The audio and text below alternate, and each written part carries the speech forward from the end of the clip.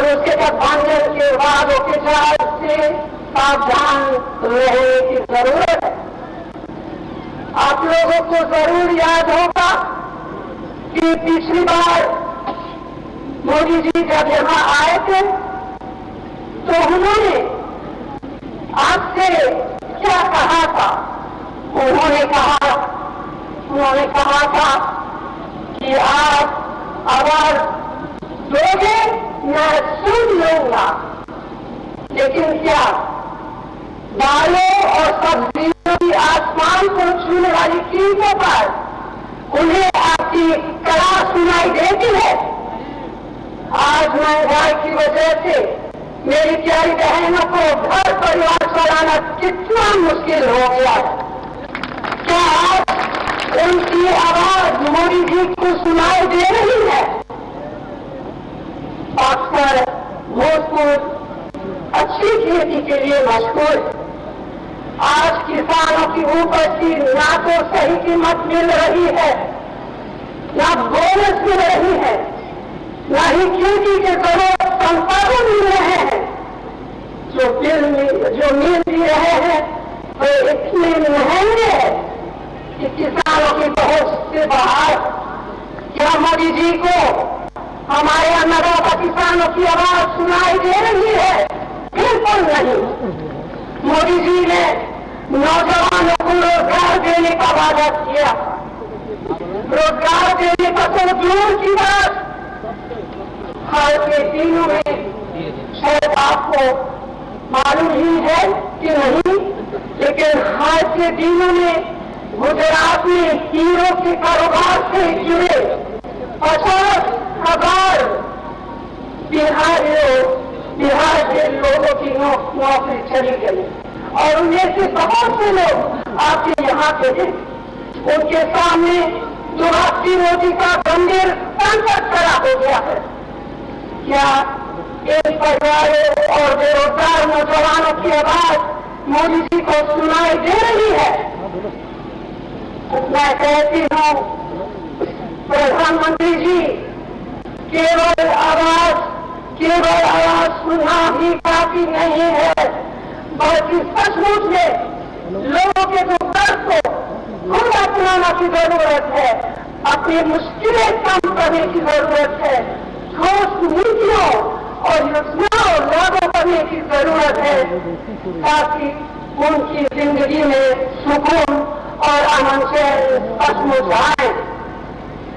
प्रधानमंत्री जी जब भी बिहार आते हैं तो उन्हें बिजली की समस्या याद आती है, लेकिन जब खुद अपने चुनाव क्षेत्र में 24 घंटे बिजली की व्यवस्था का वादा नहीं निभा पाए तो क्या आपके बिहार के लिए निभा पाएंगे? अगर आप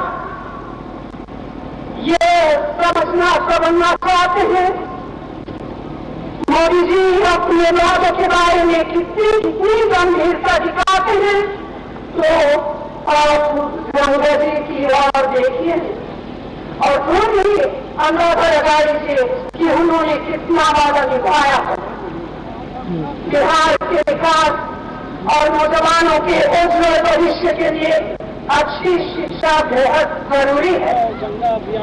लेकिन प्रधानमंत्री जी, आपने तो तमाम बुनियादी जरूरतों को की योजनाओं के साथ साथ शिक्षा जैसे महत्वपूर्ण क्षेत्र के हिफाजत में भी भारी कटौती करके हमारी भावी पीढ़ी के साथ खिलवाड़ किया।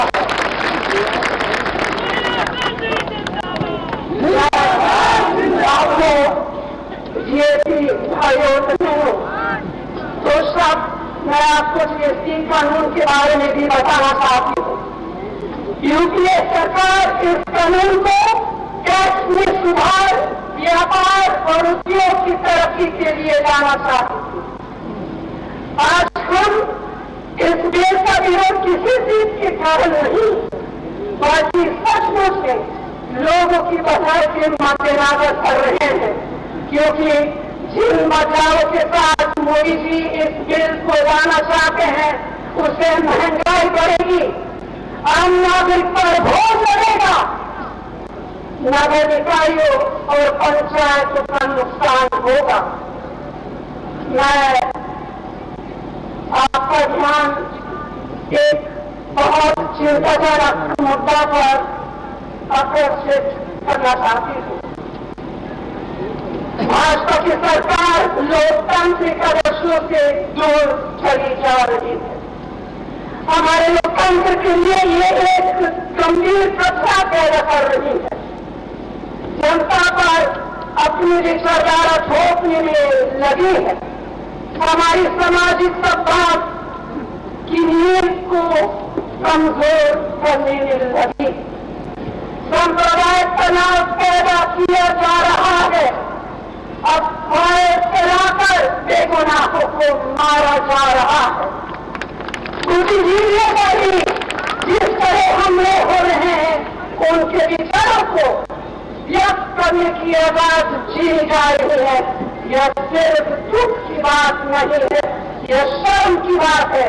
हम सबकी जिम्मेदारी है कि लोकतंत्र की रक्षा के लिए तैयार रहे। भाइयों बहनों, मोदी जी यह सवाल बार बार दोहराते हैं कि 7 सालों में कांग्रेस ने क्या किया। 7 सालों में कांग्रेस पार्टी ने कुछ नहीं किया। मैं अब सबको बताना चाहती हूँ, खासकर हमारे नौजवानों को। एक जमाना था जब गुलामी की वजह से हमारे देश कुछ नहीं बचा था।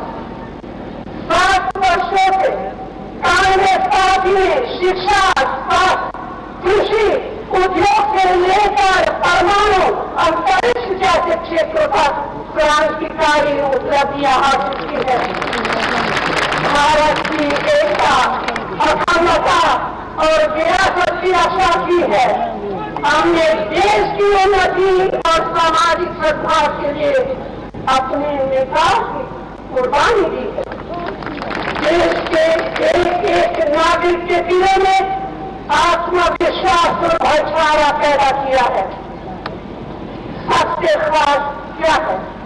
सबसे खास यह है कि हमने देश में लोकतंत्र को मजबूत किया है, जिसकी वजह से मोदी जी आज आप प्रधानमंत्री बने। क्या ये सब 1.5 साल में हुआ है क्या? कांग्रेस का 7 साल का विकास अगर आपको और आपकी पार्टी की दिखा न दे तो किसकी गलती? आपकी ही गलती।